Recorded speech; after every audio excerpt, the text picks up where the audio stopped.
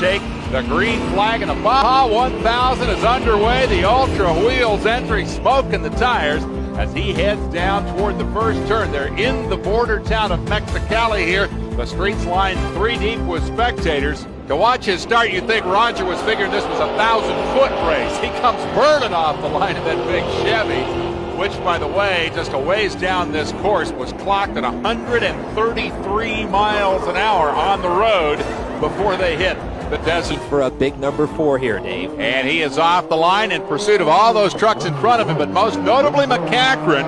If Ivan can win and McCachran finishes 10th or worse, Ivan can pull out the championship. Here he is skating through that first turn as we get underway with the action in this 1,000-kilometer, roughly 630-mile race. We'll be right back with more.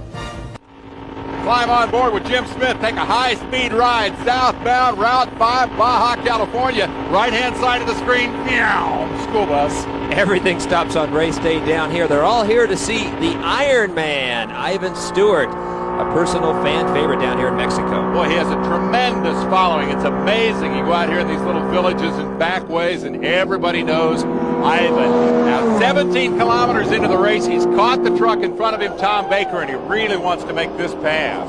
Well, there's a big factor changing right here. Once they make this turn and watch Ivan swing around on the outside of him, they're heading into the dust. Suddenly, a pass like this is not going to be as easy as if this is easy, but Ivan does manage to get around him here. He cleared the traffic and got by and moves up 1 position on the road. Now, remember this element of corrected time.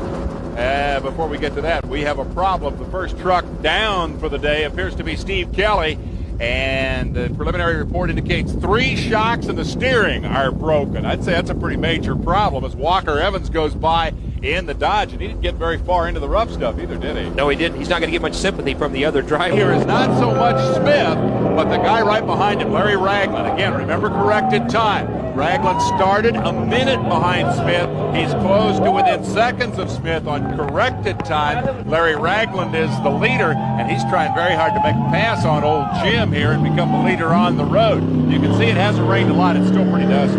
This spot right here is just before they jump onto the dry lake bed. There it's wide open. They'll be able to really put the horsepower into play. Both of these trucks with big horsepower, lots of overall speed in the high-end stuff. So they require a problem for McCachran. Here's the guy everybody's talking about, and that is Robbie Gordon.